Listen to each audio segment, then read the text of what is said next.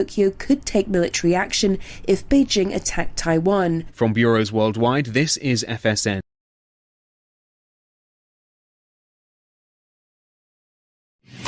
From the studios of Extreme Sports in Hastings, Nebraska, we present Huddle Up, a great way to start your day with all the news, weather, and sports you need, interesting interviews, and friendly conversation from two guys that go together like Scooby and Shaggy, Mike Will and Tyson Havronic.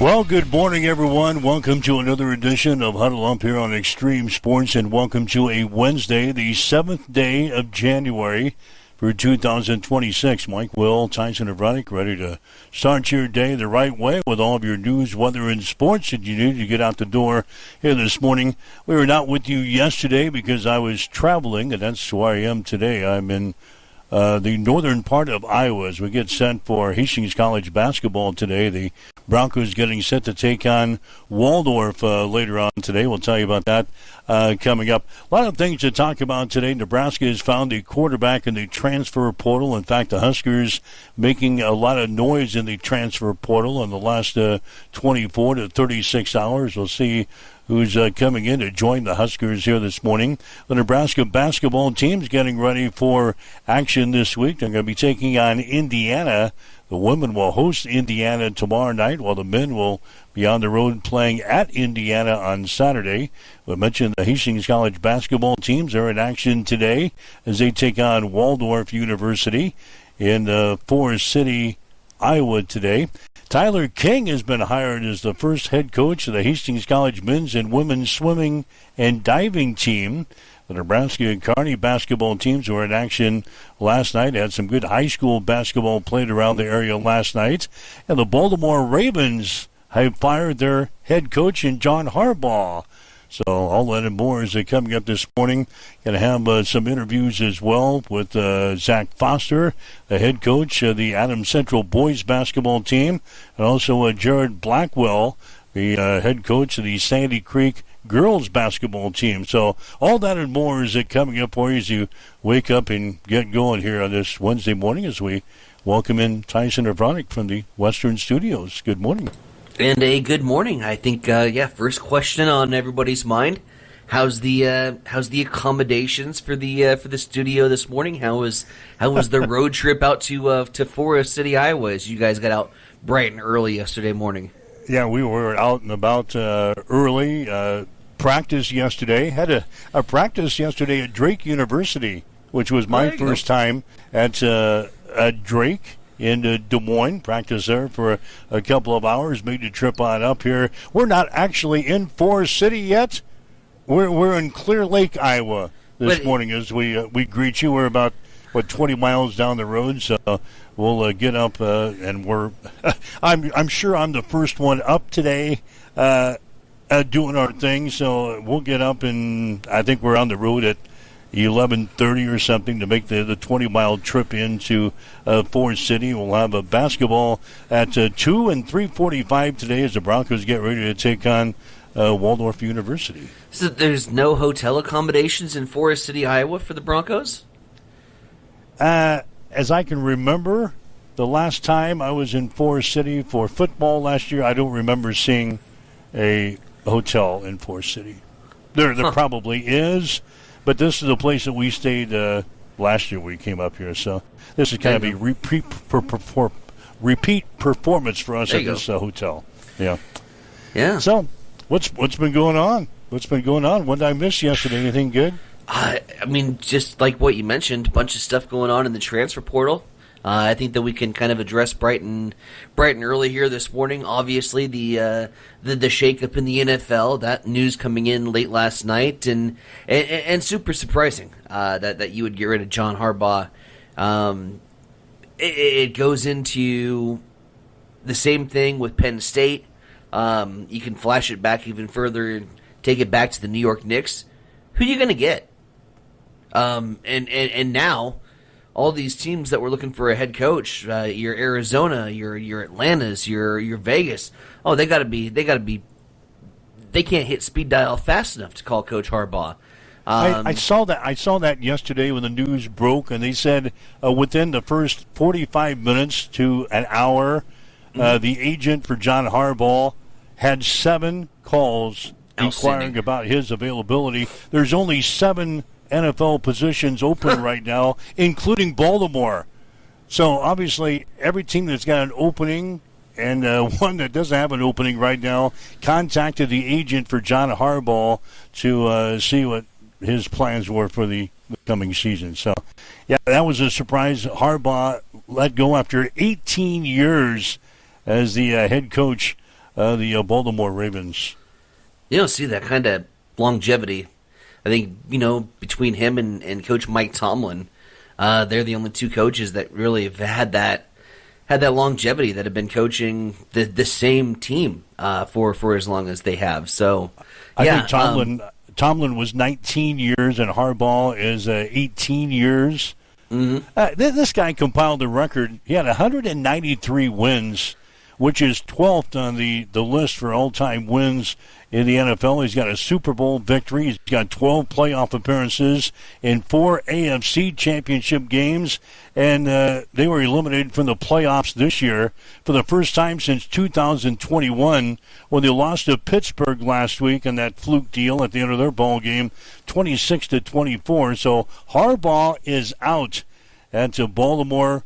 Where's he end up now? Does he want to coach next year? Oh, hell yeah, he wants to coach. I don't know. I mean, I haven't talked to his agent. I'm not one of those 7 calls that talked to his agent and figured out what he wants to do. But where does he land? I didn't believe he had any aspirations to retire, so I got to think this is pretty sudden. Vegas? Everywhere. I mean, anywhere would be a good job for him, and I think anywhere would be a good fit. I think maybe with Vegas having the number 1 pick and Harbaugh getting to kind of go get his guy that he wants in the NFL draft and kind of getting to shape his team and rebuild his team around his guy, I can see Vegas being a very attractive option for him. Also, with Vegas money, they can lure just about anybody that they want into the fold. And I don't think it's a matter of for John Harbaugh, a lot of people could look at it and say, well, if you can't win a Super Bowl with Lamar Jackson, who can you win a Super Bowl with?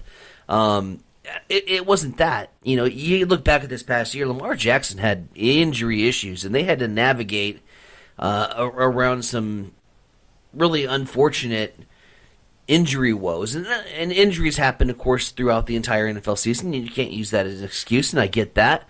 But when the guy's off the field more than he's on the field, it's tough to win with your starting quarterback. And so I don't think a lot of it's Harbaugh's fault, and I think this is a pretty knee-jerk reaction to expectations that were not made in Baltimore with not making the playoffs this season. But it's it's the same reaction that a couple of teams are going to be facing. I think your Penn States, your New York Knicks, knee-jerk reactions that don't often put you in a better spot, although we could argue that that's not the case for the Knicks. They seem to be doing just fine without Tibbs. So grass isn't always greener, folks. And I think Baltimore's going to discover that. I can see Vegas being a landing spot. Yeah, just because of his personality, I can see him maybe being out in Vegas for a good landing spot. We didn't get to this yesterday because I was gone. Pete Carroll, of course, let go after just 1 season in Vegas. The Arizona Cardinals fired their third-year head coach in Jonathan Gannon.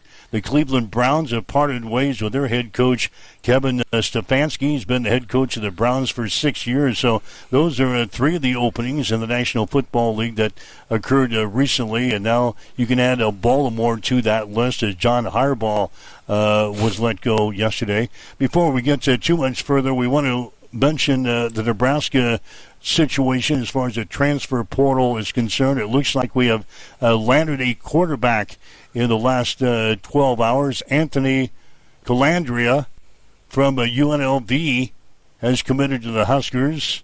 It comes just a day after losing Notre Dame transfer quarterback Kenny Minchey to Kentucky.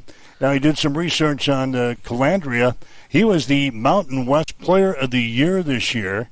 He was actually fifth in the FBS in passing yards with 3,459. He ran for 649 yards and had 33 total touchdowns while leading the Rebels to a 10-win season and a Mountain West Championship game appearance.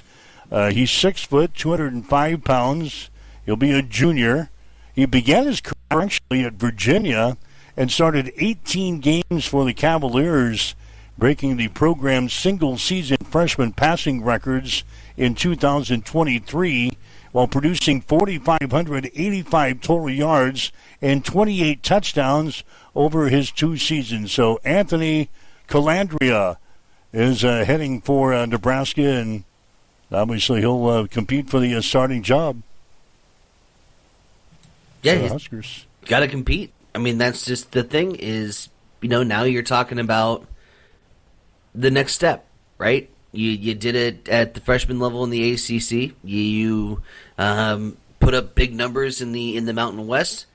Can you compete for and win the job? Can you compete in the Big Ten?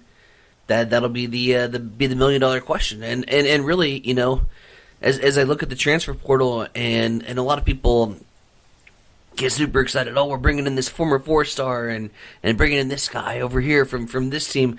Well, again, take it with a grain of salt because they are in the transfer portal because they didn't get the shake that they thought they were going to get at the university that they went to. So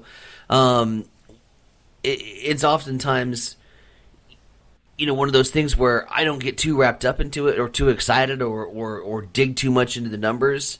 I just want to see these guys on the field. And can you ball on the field?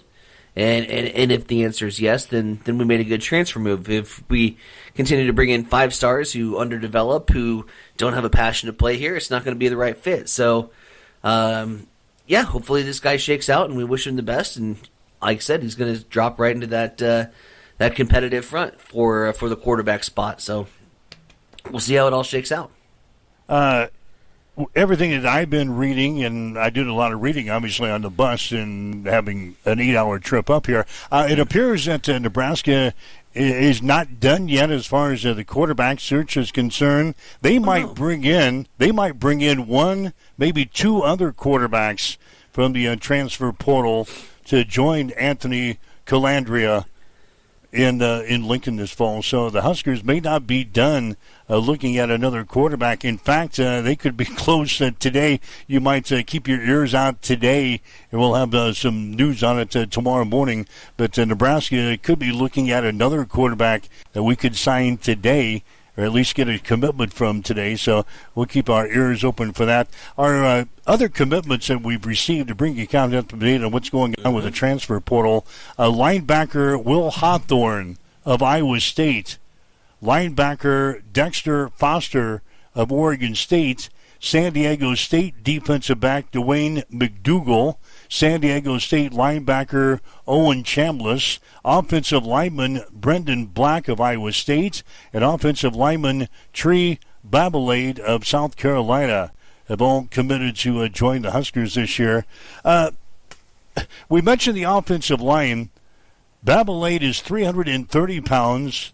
Nice. Brendan Black is 320 pounds. That's 650 pounds of meat that we are putting up front, hopefully for the Huskers this fall. So we got to become more physical. We got to start moving some people around, and we're going to put 650 pounds of added meat on the offensive line with the Babalade and the Black coming to Nebraska this fall. Good start. Good start on that offensive line. Like you said, not done on the quarterback spot. And certainly still a lot of holes left to be filled on the front seven defensively. So we'll keep plugging away here on the transfer portal front. But like I said, all things point to we're off to a good start. We'll see how it all develops and shakes out as we move into the spring. All right, 402-834-1330 is our telephone number if you'd like to join in the conversation here this morning. Love to chat with you. Get your opinions on what's going on with the transfer portal or anything else that you got on your mind here today, 402-834-1330. Our Hamilton Telecommunications fan line. If you'd like to leave us a message on our social media sites, you can as well. We're monitoring the comments coming in early. Ryan Martin, our Jayhawks correspondent. Kansas coming up with a big win last night. I did see that this morning. They beat TCU 104-100. An unbelievable comeback victory, evidently. KU was down by 15 points in that ball game with 4 minutes to go in the game. They tied it with 3 free throws with 2 seconds left, sending it into overtime. Kansas goes on to beat TCU last night 104-100. He gave me all the details on our social media site, and it's, of course, Rock Chalk. Rock Chalk.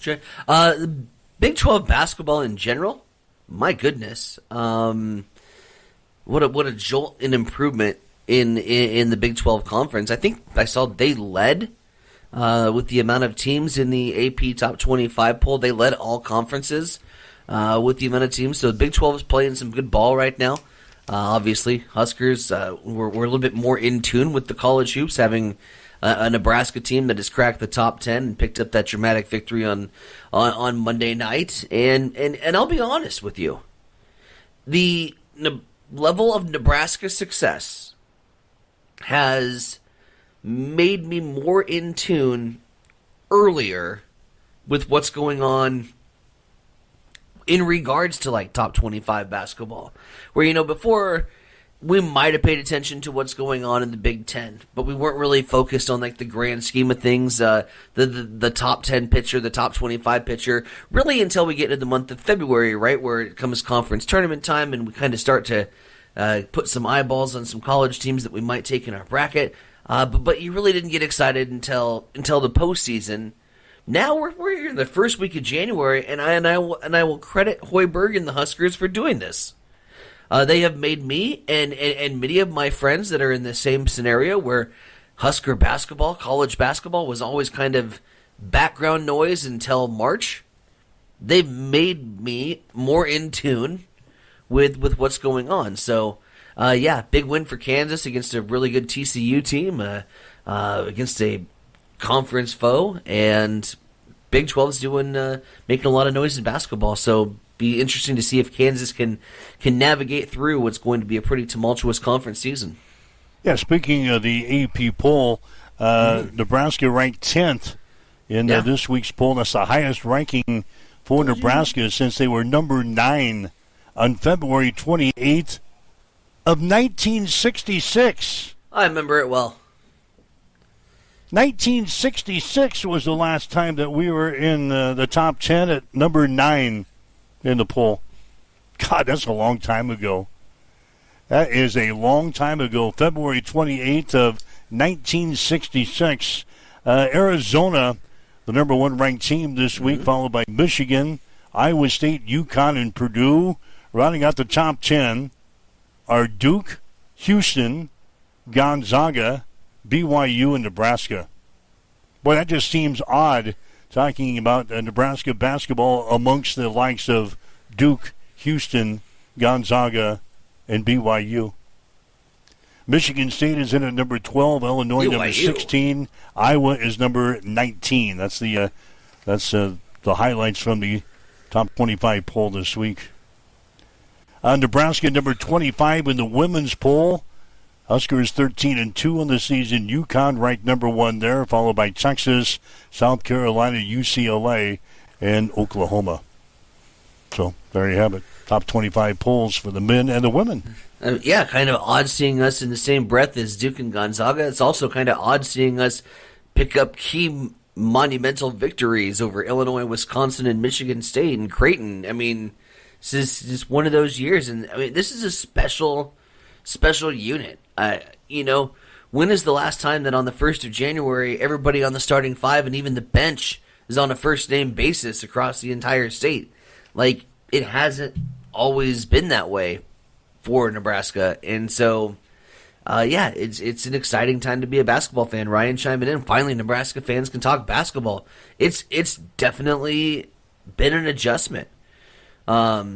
one that I'm excited for. I think one that this state can really, really rally behind after a heartbreak to end volleyball and just another mediocre cigarette break football season that transpired. I think that this basketball team can do a lot for the hope of this state and university moving forward. Okay, I got a question for you. Shoot. Of course, Nebraska is setting historic points in its season right now. Yep. We're doing this for the first time and doing this for the first time. We're doing this for the first time. Now, to cap off a historical season, does Nebraska have to win? Well, first of all, Nebraska has to get into the NCAA tournament. Do we have to win? Do we have to win a tournament game to make this a historic season? Or if Nebraska makes the NCAA tournament and loses in the first round, or for God's sakes, if we fall flat in January and February and don't even make the tournament, are all these firsts that we've been talking about for the first month and a half of the season, are they out the door and no longer are we going on this historical run? They don't go away in terms of what was accomplished, but the reality starts to set in very quickly that, oh yeah, it's Nebraska basketball, and apathy will set in a lot quicker, and it will take a lot longer to re-rally the troops. You know what I mean? In terms of, oh yeah, we've seen this movie again and again. How quickly did I fall off Nebraska football? It was Minnesota. Because I'm so sick and tired of watching the same shit every single season. And the minute that Minnesota loss happened, I'm like, we're 7-6 at best. This is a lost season, and you were giving me guff about it. And what it ended up happening, it was a lost season. I think the same can be said for Nebraska. If this thing spirals down, and it's basketball, right? It's a game of runs. It's a game of momentum. And this thing, Fred talked about it on Monday morning after Tuesday morning after the Monday victory against Ohio State. This thing can just as easily spin out of control as it is going in the right direction, and all these fun things are happening, and it's great for these guys. But the bottom could fall off, and that's a realistic possibility. Now, back to your question: do we need to win a game in the tournament to put the cherry on top of a historic season? I think that depends on where we're at in the tournament. If say it ends right now and we are the projected 3 seed. Oh, I saw yesterday we were projected 2. Yeah. After our victory over Ohio State on Monday, they now have us projected as a number 2 seed. Yeah. Come on. We still got 6 weeks left of the regular season. Well, it's where the projections would be if the season ended right now, and right now they're dead on. I think a tournament victory would be the cherry on top of a season. I think that a tournament berth would be icing on the cake, if you will, and then obviously the cherry would be a tournament victory. But if we're a 3 or a 4 seed and we get knocked off by a 13 or a 14 seed, then it's kind of disappointing. But at the same time, I think a tournament berth would be icing on the cake. Ryan Martin has chimed in. He says Nebraska making the tourney makes it a great season. Yep. Winning a tourney game is icing on the cake. Yep, same boat. So that's some things that have popped up. We were kind of talking about that on the bus ride up here among the basketball folks here, and everybody was excited for Nebraska basketball. We were talking about it on the bus, and everybody said, oh, let's pump the brakes. Remember what happened to us last year in January. You know, this is a tough schedule. The Big Ten has some great teams. Nebraska goes on the road this weekend and plays at Indiana. Mm-hmm. I said the game on Monday would not be easy. It wasn't. The Huskers picking up a 3-point win over the Buckeyes, 72-69. Now they go on the road on Saturday and face a pretty good Indiana team. This schedule is grueling. So as the coach said, it could spiral out of control in a hurry, but so far, so good. The Huskers have been taking care of business each and every game, and the next game is their most important game, and that's going to be Saturday at Indiana. And here's the deal, to your credit, the Big Ten is full of blue bloods, right?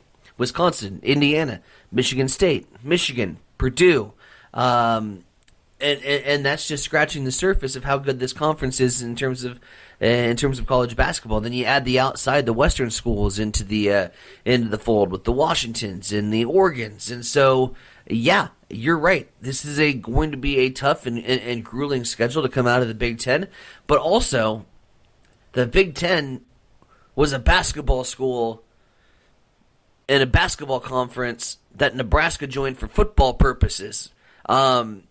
These Big Ten blue bloods, if you don't think we're going to get their absolute best on the court to swat the bug, so to speak, they're trying to get rid of a nuisance, a top 10 team in the Big Ten that I think for a lot of these blue bloods that they consider kind of still a pretender, and maybe that young little sibling that's annoying you on the playground that you want to push off the monkey bars, so to speak. I think that's where we're at, and so yeah, I would expect us to see a lot more physical Big Ten basketball games down the stretch, with teams trying to knock off a top 10 team, and they think that we're an easy target because we are in uncharted territory a little bit. So, expect the Big Ten to be an absolute grind. To that end, though, Hoiberg has passed every test that I put in front of him. Every time I said, here's our first loss. And I've said it 4 times this season. I've said, here's our first loss 4 times this season, and we have passed each test so far. So I have no doubts that we'll continue to play some good ball. Indiana, Nebraska, Saturday at 11. Told you yesterday that we practiced at Drake University. Yeah, how's the home of the Bulldogs? They were actually practicing yesterday. Yeah. They were actually practicing in their main arena, and we were in a couple of other practice gyms. Their facilities are nice. You ever been to that in Des Moines? That's the first time I've ever been here. Of course, Drake has recently moved up to the NCAA Division I institution. Basketball-wise, I didn't know this until I got into the arena yesterday. Drake has actually been in the NCAA tournament several years in a row. Oh, yeah. You know, it's not somebody that you might notice all the time, but Drake is a pretty good basketball school in Des Moines. I think they've been in the tournament the last 3 out of the last 4 years. I think I put them in my Sweet 16 last year. Yeah, they made a run into the Elite Eight. I saw a banner up there for the Elite Eight. I think it was back in the 90s or the early 2000s. They made it into the Sweet 16 at one point. But Drake out of Des Moines is a basketball, and the women too. The women had banners up in their part of the arena too. So. That was kind of neat yesterday. Never been to the Drake facilities here. They took advantage of a Creighton departure when Creighton left Missouri Valley to go join the Big East. That kind of left the door wide open for Drake to gobble up some conference championships, and they've sort of taken the reins from what Creighton used to be, was that mid-major conference team that would make a splash in the NCAA tournament. And yeah. Drake's a basketball school, no doubt about it. You were in basketball blue blood territory over there at Drake. That'd be kind of fun. I've never been. They have a football field that's sure is pretty nice. Their basketball facilities where we practiced yesterday were very nice. But yeah, Drake University, the first time I've ever spent any time on campus here in Des Moines at Drake. By the way, Drake plays Bradley. They were getting ready to face Bradley. The Braves. Yeah, coming up in their next game. So I got to watch their practice a little bit. Sweet. One other transfer portal news before we get to our news break. A former Nebraska quarterback has hit the transfer portal again. Oh, no. Danny Kalin, remember him? No. Yeah, he was here not too long ago, in 2024. Anyway, he's transferring after spending a season at Virginia. He originally committed to Missouri before switching his commitment to the Huskers in 2024.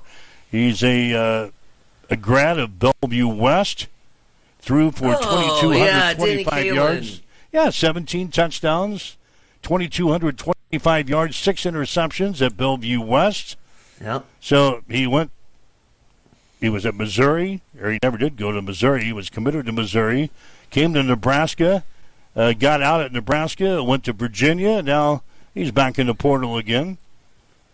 And they say he's got 3 years of eligibility remaining. Seems like he's been around a long time, but he'll have 3 years of eligibility remaining at his next stop. So there's some news and notes for you as you get up and get going here. Mike and Tyson, this is Huddle Up. I'm in Clear Lake, Iowa this morning. Tyson back in the Western Studios in Hastings as you wake up and get going this morning on this Wednesday. Let's get a quick news update. We've got Zach Foster and Jared Blackwell standing by here on Huddle Up on Extreme Sports.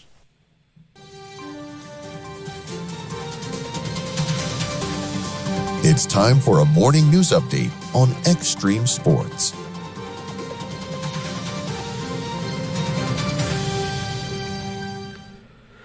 We will start at the state capitol, where the Nebraska legislature will kick off its 2026 session, facing a significant budget shortfall that may overshadow other priorities. Lawmakers are confronting a roughly $471 million gap in the current budget and a projected $690 million shortfall in the next biennium, prompting Governor Jim Pillen to propose major spending cuts. A debate is expected on trimming programs, particularly in health and human services, while some state senators argue that simply cutting won't be enough and want investment in economic growth and services. Other measures on the table include proposals affecting income tax cuts, minimum wage rules for younger workers, property tax relief via sales tax changes, and naturally debate about some of the same things that were voted down just a year ago. Senator Kathleen Kauth says that she will reintroduce her legislation to restrict people to use bathrooms corresponding to their sex at birth. Senator Marv Reapy, who blocked that provision last year, says he's still against it. How the legislature balances fiscal challenges with social challenges with some of these other initiatives will all unfold throughout a very short 60-day session. Meanwhile, a new campaign called Respect Nebraska Voters has begun gathering signatures in Omaha for a proposed state constitutional amendment that would make it harder for the Nebraska legislature to change or repeal laws that were approved by voters. Currently, as it stands, 2/3 of the state senators, that's 33 of the 49, must vote to alter the voter-approved laws. Now, the proposal would raise that to 4/5 of the senators, or 40 votes, and add protections for the initiative and referendum process. Sponsors argue that the change is needed after recent legislative moves to weaken or delay or completely circumvent voter-approved measures on issues like minimum wage, paid sick leave, school choice, and medical cannabis. If successful, the higher threshold for changes would apply to any ballot-passed laws approved since 2004 or beyond. Some advocates and lawmakers warn that the higher threshold could have unintended consequences and make fixing technical problems more difficult. The group must collect, however, at least 125,000 valid signatures by July to qualify for the November 2026 ballot. It is now coming up on 7:34. We will head back over to Iowa, where Mike Will has your sports. Yeah, Nebraska has found a quarterback in the transfer portal. UNLV transfer quarterback Anthony Calandria has committed to the Huskers. The move comes just a day after losing Notre Dame transfer quarterback Kenny Minchey to Kentucky. Calandria was the Mountain West Player of the Year this year. He was 5th in the FBS with 3,459 passing yards. He also ran for 649 yards and had 33 total touchdowns this season, while leading the Rebels to a 10-win season and a Mountain West Championship game appearance. The 6', 205-pound junior began his career at Virginia and started 18 games for the Cavaliers, breaking the program's single-season freshman passing record in 2023, while producing 4,585 total yards and 28 touchdowns over his 2 seasons. Nebraska has also received commitments from linebacker Will Hawthorne out of Iowa State, linebacker Dexter Foster of Oregon State, San Diego State defensive back Dwayne McDougal, San Diego State linebacker Owen Chambliss, offensive lineman Brendan Black of Iowa State, and offensive lineman Tree Babalade of South Carolina. The Nebraska women's basketball team will play host to Indiana tomorrow. Tip-off will be at 7. The men will play at Indiana on Saturday. Tip-off for their game will be at 11. Hastings College basketball teams will play at Waldorf today. The Waldorf women are 2-13 in the season. They're 1-8 in the conference. The men are 4-11. They're 0-7 in the league.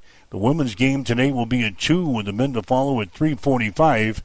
We'll have the action on Extreme Sports, beginning with the pregame at 1:45 this afternoon. Tyler King has been hired as the first head coach of the Hastings College men's and women's swimming and diving team. King comes to Hastings after spending the last 2.5 years as an assistant swim coach at Lindsey Wilson University in Columbia, Kentucky. The Nebraska Kearney men's basketball team, they beat Fort Hays State 68-67 last night at the Health and Sports Center. Anthony Swift had 17 points, 9 rebounds for the Lopers. UNK now 8-8. They're 1-4 in the MIAA. The UNK women, they lost to Fort Hays State 84-73, despite a triple-double by Julian Ashoff. She had 21 points, 10 rebounds, and 10 assists. UNK now 9-7. They're 2-3 in the league. Both teams will play at Emporia State on Saturday. That's a check in your sports headlines. 7:36 now on Extreme Sports. It's time for a morning weather update on Extreme Sports with Chief Meteorologist Tim Jones. Enjoy this Wednesday because it's the last nice day of the week before temperatures start to fall. Hey everybody, Tim Jones here with your forecast. Sunshine, 63 degrees for the high today, and a light southwest wind, 5 to 10 miles per hour. Overnight tonight, those clouds start to increase. We'll have a low of 35 degrees, and then on Thursday, we bring in chances for some rain-snow mix that continues Thursday night, and then rain changing to maybe some light snow by the time we get to Friday. Yeah, my Clear Lake fans here this morning. It's 25 here, and we got just a little bit of snow here, just in case you're wondering. Just a little bit of snow here and there, here in north central Canada, northern part of Iowa, wherever I'm at today. Hell, I don't know where I'm at. In Hastings, we see you've got west winds at 7, partly cloudy skies. It's 30 in Hastings at Extreme Sports. I'm John Butler, funeral director and owner at Livingston Butler Volland Funeral Home and Cremation Center in Hastings. And I'm Nikki Butler, the advanced funeral planning specialist. Whether you choose a traditional service, cremation, or a unique memorial service, our experienced staff is here to help guide you through every step. Visit us at lbvfh.com to learn more about our services and how we can support you. Livingston Butler Volland Funeral Home and Cremation Center. We are here when your need is greatest.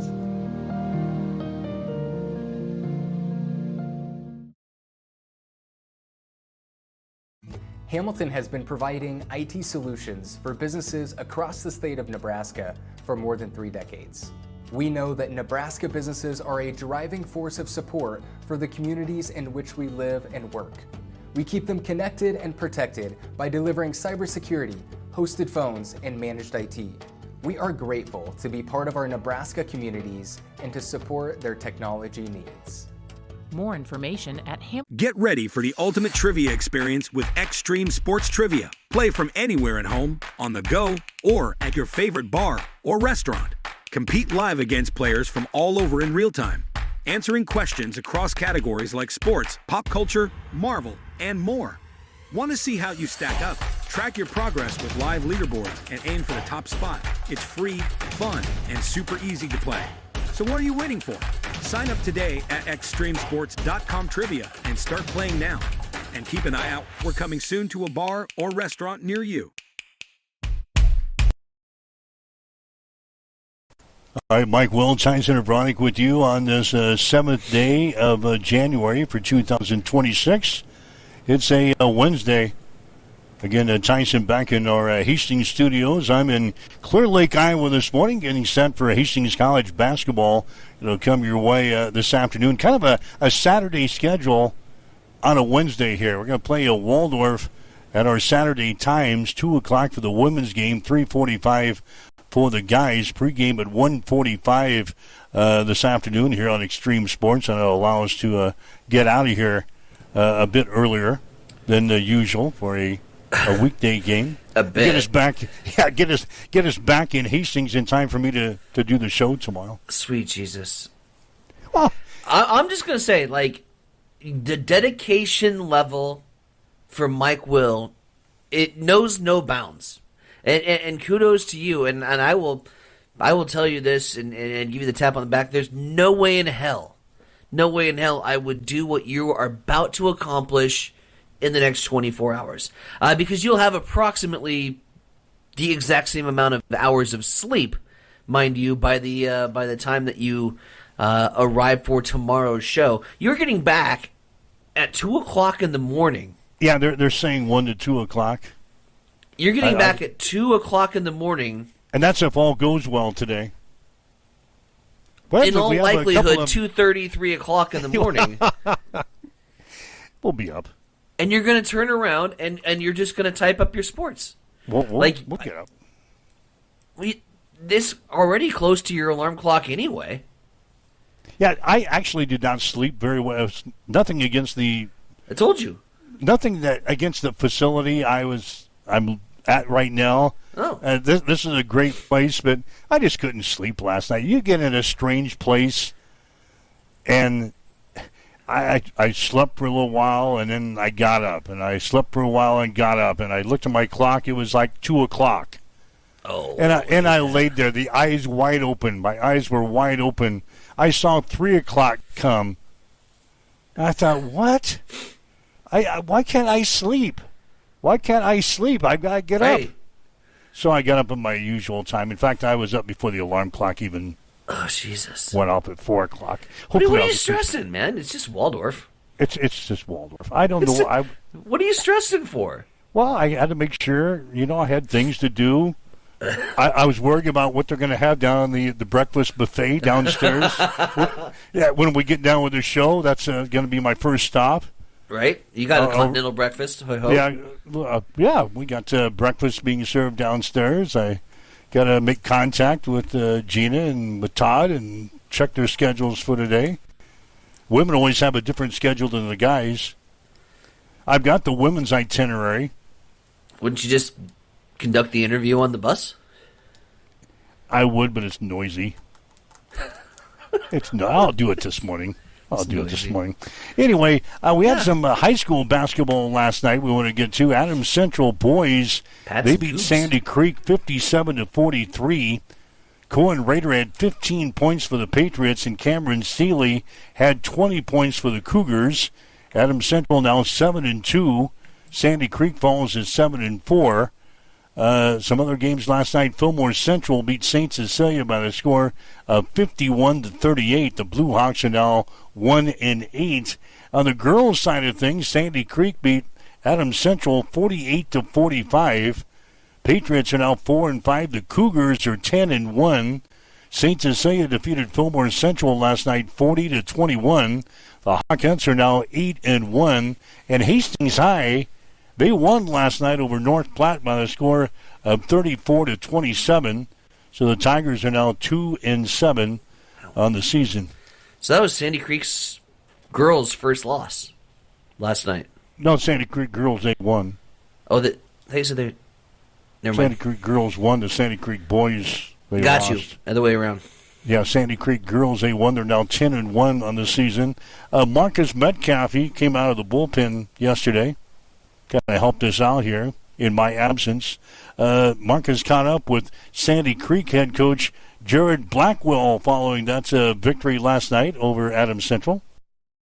Central Nebraska's newest and best morning show huddle up here on Extreme Sports, talking with Jared Blackwell, the winning head coach of the Sandy Creek Cougars tonight. Came on the road to Hastings, knocks off Adams Central, Class B school here tonight, 48-45. And Coach, what a whale of emotions this game was. Down 9 after the first quarter and come back to win 48-45 on a buzzer beater from Emma Fisher, who scored 27 for you tonight. What did you think about that tonight? Emma's a great player, but she is great because of the people that are around her. When you got guards that can create and dribble and drive, and then Emma just always seems to be in the right place at the right time, right around the hoop. Early on in her years, she took some lumps and some beatings, because, she was a freshman and a sophomore playing against a really competitive SNC conference. So it's really exciting to watch her as a senior really thrive. Yeah. Her and Madison Shaw. Madison scored 15 for you tonight, so you get two people scoring double figures. Just what has Maddie done for you, especially on the court in the first 11 games this year? Madison as a freshman goes down with a season-ending ankle injury. And, she's kind of our spark plug. She can create so many things off of the dribble. She's got a true talent with the ball in her hands. For her to be able to create, especially at this level, it's fun to watch. Yeah. Really fun to watch. You guys have averaged about 50 points a game this year, and you outscored that tonight. What does that show with the offensive production you guys will be able to create, especially this year? A long time ago, somebody told me that you have to be able to shoot the ball to win games. In my first couple of years, it didn't look pretty. But we spent a lot of time shooting the ball. And, if you want to be able to score with the ball in your hands, that's what you got to do. And you got to shoot it, and you got to be able to shoot it with confidence. Emma can shoot it outside. Kerrigan, she's had games where she's been on, Paige can shoot it. I trust any of my players out there on the three-point line or inside. If they have the ball and they have an open look, I'm giving them that green light to shoot the ball. That second quarter was really big for you guys because you guys were trailed by 9, ended up coming back scoring 17 points there in that second quarter and taking a lead 26-25. What was the difference in that stretch there from that first quarter to the second quarter to give you guys the lead? Being able to see the ball go through the hoop is kind of a big thing. And when one falls, a couple more fall. But then also I attribute it to our defense too, because our defense, picked it up. If you can create a turnover or get one turnover, right, it helps you out a lot. I would say maybe Coach Smith might agree with me, and probably you too. Points were hard to come by tonight, and yes. Free throw line was going to be huge. And you mentioned turnovers, right? Turnover-wise, that was a stat that I was looking at all day today. I looked at Adams Central's turnovers per game, and I was looking at Sandy Creek's turnovers per game. I think that's what it came down to. But turnovers and rebounds is what it's going to be. And I think it was just us getting one more play that sealed the deal. Yeah, not an easier task because you got to play St. Cecilia next, and it never gets easy. And that's a St. Cecilia team. That's just they're always going to be good, and you always play them every year. So what's kind of the mindset as you go forward as you get this thing going? St. Cecilia is well coached. When that game happens, it's a chess match. It's going to be a chess match. They got good players. We got good players. So, when that game happens, on Thursday night, I think it's going to be fun. All right, that's Jared Blackwell with Marcus Metcalf following the Cougars' victory in girls high school basketball over Adams Central last night, 48-45. The Patriots were able to turn the tide in the boys' game yesterday as they knocked off the Sandy Creek Cougars, and Marcus again, caught up with Adams Central head coach Zach Foster. We'll spend a couple minutes here with Adams Central head coach Zach Foster, and a nice win over against Sandy Creek tonight, Coach. It was a nice bounce back, a nice win going into a big game on Thursday, but let's just talk about tonight first. Just really proud of our kids. I thought it was a really good performance. I thought we were gritty, we were tough. We were really concerned with Sandy Creek's athletes. Obviously, they were one state champions. Last 2 years of football, they were state champions, and they got a lot of winners. I mean, that's the thing. They got winners in their locker room, and Coach Colvin is a phenomenal coach. I'm super close to him. So they got great coaches. They have winners in the locker room. They have great athletes. So we knew this was going to be a really hard game, and just the collective kind of grit and consistency we showed, I thought, was really, really good. Say, couldn't you kind of watch like a Columbus Lakeview type film to see what you're going to see out here tonight, you think? Not really. Not really? We've watched all their stuff this year. I did watch a little bit from last year with Lakeview, but not a lot. Yeah. You guys like to spread the ball around, which I've known that for a long time. You had 7 guys score for you, 2 in double figures with Riley scoring 11 and Cohen with 16. Just talk about the way you guys were able to spread that ball around tonight. Well, I mean, obviously, like I said a second ago, Hunter's a tremendous player. And we don't have one guy that's going to replace 22 points and 11 rebounds. We just don't have a guy that can do that. So collectively, we have to try to replace him. And I think that's what you're seeing is a lot of guys realizing they have to step up and being confident in themselves, and that's really, really good to see. Yep. What was kind of your thoughts when they, especially late in that third quarter, fourth quarter, when they started trapping you guys at half court? Well, I mean, again, their athleticism is a factor when they do that. I thought we had some turnovers where we were soft with the basketball. We didn't play strong with the basketball. We talked about being strong from the floor up. I just thought we were weak. We took some weak passes and just did some things that were uncharacteristic. And so credit to them. Again, it was a good switch up to kind of change up what they were doing. And then we had some foul trouble. See you, buddy. We had foul trouble, and then you had Trey, foul of the game as your main ball handler. There's some adversity there, so it's just kind of good collectively to see our kids respond to that. But it was a good switch up by them for sure. Yeah, and defensively, I thought you guys played. I thought solid for the most part. Like I said, a few things here and there, a lot of things to just clean up and get ready for Thursday. Yeah, I mean, again, there's 2 sides to it. Like I said earlier, that they didn't shoot well, so you could say they had an off night. You also could say it was our defense. It's probably a little bit of both. The truth is somewhere in between usually. I thought for the most part we did what we wanted to in our zones. But again, that's a good basketball team. That's a team that I think is going to be a conference champion and a state tournament qualifier at the end of the year. And so I think at the end of the year, we're really going to look at tonight and be really, really satisfied with this win. Yeah. Got a day off before you go on to Hastings on Thursday. A lot of season course left to go. And what's kind of be, as you look forward down the road? I know it's one game at a time. I know that. But what's kind of the outlook as you finish off the back half of your season here? Again, we understand that we have a good basketball team, but at the same point in time, we can't have an off night in terms of effort or execution. We got to show up and really got to be locked in. Because again, we have a good basketball team. We had a good basketball team with Hunter. We have a good basketball team without Hunter. Yeah. But our margin for error is a lot smaller without him. Yes. And so just offensively, defensively, effort, execution, we know everybody we play, we have to show up and play well. We don't have anybody we play in our schedule that is bad.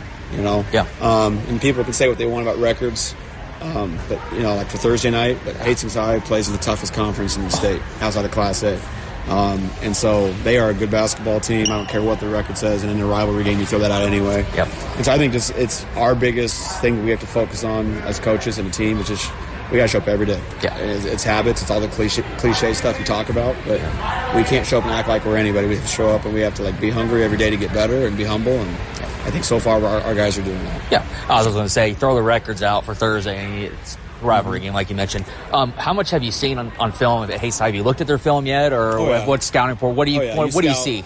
Yeah, we scout a week or 2 out. Okay. Well, first of all, Ray's a really good player in the middle. Obviously, he's long. He's 6'7". He causes some issues. The Sidlow kid is a pretty solid point guard. He's had some big games.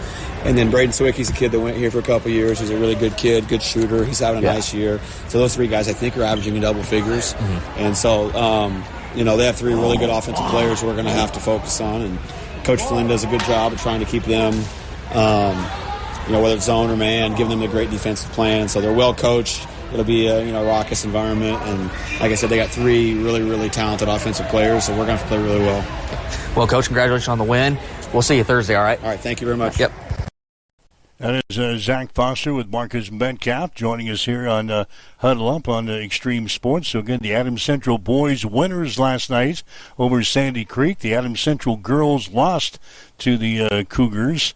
So next up for Adams Central will be Hastings High tomorrow night. The girls' game will be at 6. The boys' game will be at 7:30. We'll have the action here on Extreme Sports beginning with the pregame at about 5:40 tomorrow afternoon. So Adams Central and Hastings High coming your way tomorrow on Extreme Sports. Thanks to Marcus for coming out of the bullpen, helping us out here this morning. I love the new slogan, like newest and best. I love the emphasis on the best morning show and good stuff.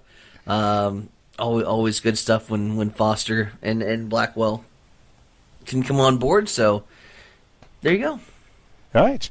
Waking up with Mike and Sison here this morning. It's 7:55 on Extreme Sports.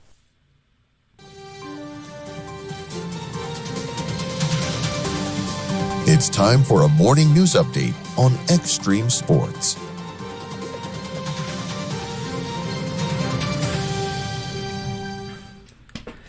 In election news, a new campaign called Respect Nebraska Voters has begun gathering signatures in Omaha for a proposed state constitutional amendment that would make it harder for the Nebraska legislature to change or repeal laws that were approved by voters. Now, currently, 2/3 of the senators, or 33 of 49, must vote to alter the voter-approved laws. The proposal would raise that to 4/5 for senators, or 40 votes, and add protections for the initiative and referendum process. Sponsors argue that the change is needed after recent legislative moves to weaken or delay voter-approved measures on issues like minimum wage, paid sick leave, and medical cannabis. If successful, the higher threshold for changes would apply to any ballot-passed laws approved since 2004 or beyond. Some advocates and lawmakers warn that the higher threshold could have unintended consequences and make fixing technical problems more difficult. The group must collect at least 125,000 valid signatures by July to qualify for the November ballot. Meanwhile, at the Nebraska State Capitol, the legislature will kick off its 2026 session facing a significant budget shortfall that is likely to overshadow other priorities. Lawmakers are confronting a roughly $471 million budget gap in the current budget and a projected $690 million shortfall in the next biennium. That has prompted Governor Jim Pillen to propose major spending cuts. Debate is expected on trimming programs, particularly in health and human services. And while some senators argue that simply cutting won't be enough, they want investment in economic growth and services. Other measures on the table included proposals including income tax cuts, minimum wage rules for younger workers, property tax relief via sales tax changes, and naturally debate on the same stuff we voted down last year. Senator Kathleen Kalf said that she will reintroduce legislation to restrict people to using bathrooms corresponding to their sex at birth. Senator Marv Reapy, who blocked that provision last year, says he's still against it. How the legislature balances the fiscal challenges with the social issues will all unfold throughout this very short 60-day session. It is now 7:58. We'll head back over to the Far East State Studios. It's Mike Will with your Check on Sports. Good morning. Nebraska has found a quarterback in the transfer portal. UNLV transfer quarterback Anthony Calandria has committed to the Huskers. Move comes just a day after losing Notre Dame transfer quarterback Kenny Minchey to Kentucky. Calandria was the Mountain West Player of the Year this year. He was actually 5th in the FBS with 3,459 passing yards. The Nebraska women's basketball team will play host to Indiana tomorrow. Tip-off at 7. The men will play at Indiana on Saturday. Tip-off at 11. Hastings College basketball teams will play Waldorf today.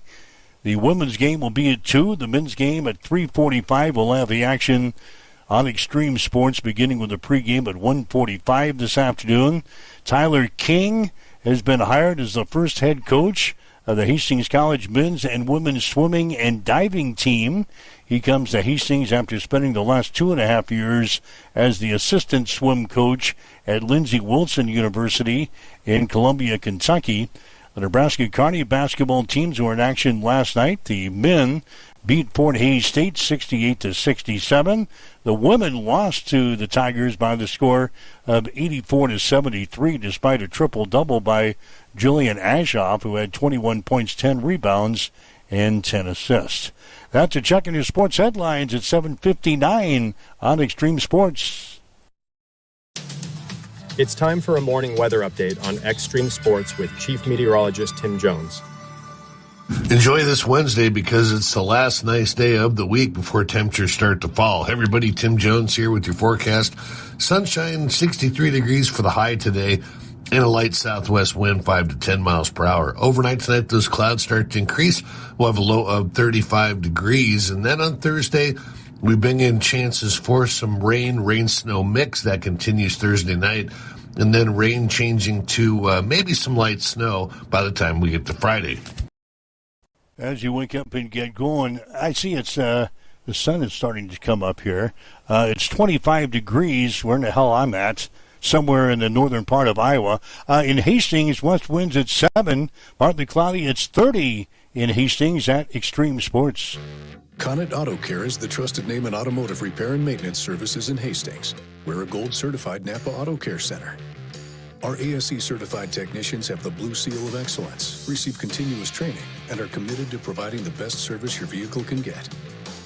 Whether it's preventative maintenance, major repairs, or just an oil change, Connet Auto Care is here for you.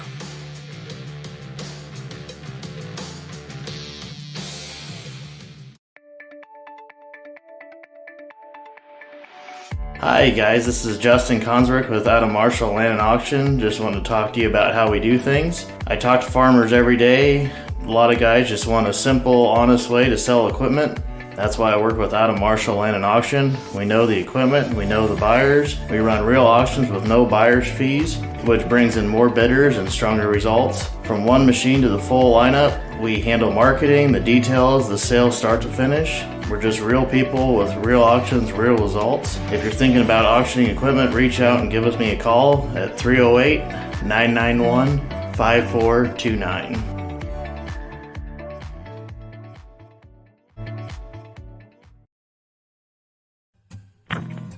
Hey, this is Mick from Miletta Vista Winery in St. Paul. Just a reminder, winter hours will be Saturdays, 11:30 to 9, January through February. That's just one day a week.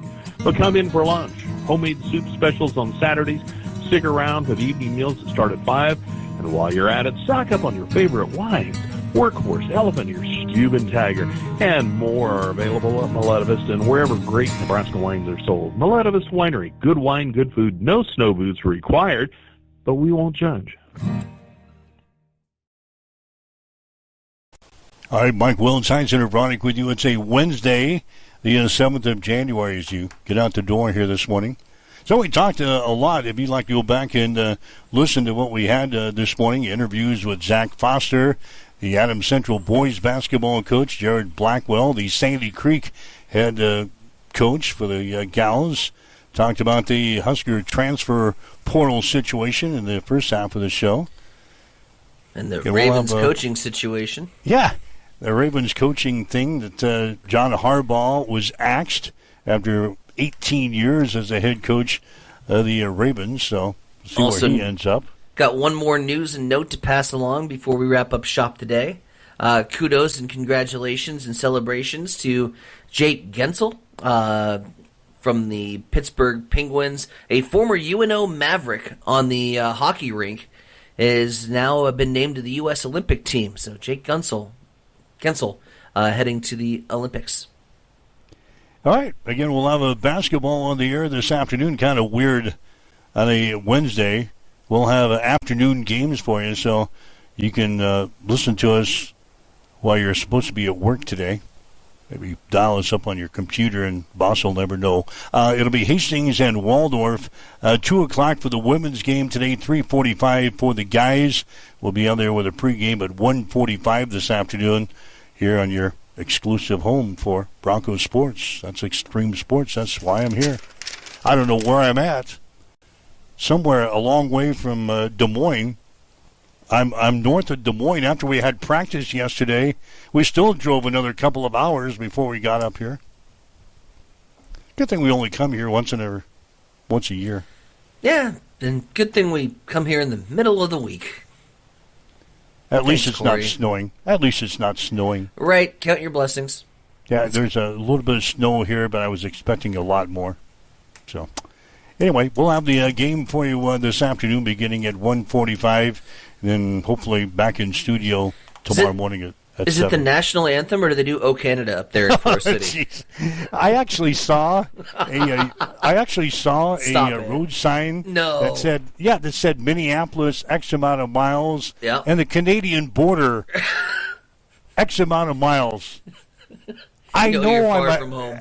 Yeah, I know I'm a hell of a long way from home when I'm seeing a road sign that says the Canadian border is X amount of miles away. Oh, God. Anyway, we'll try to take care of biz here this afternoon.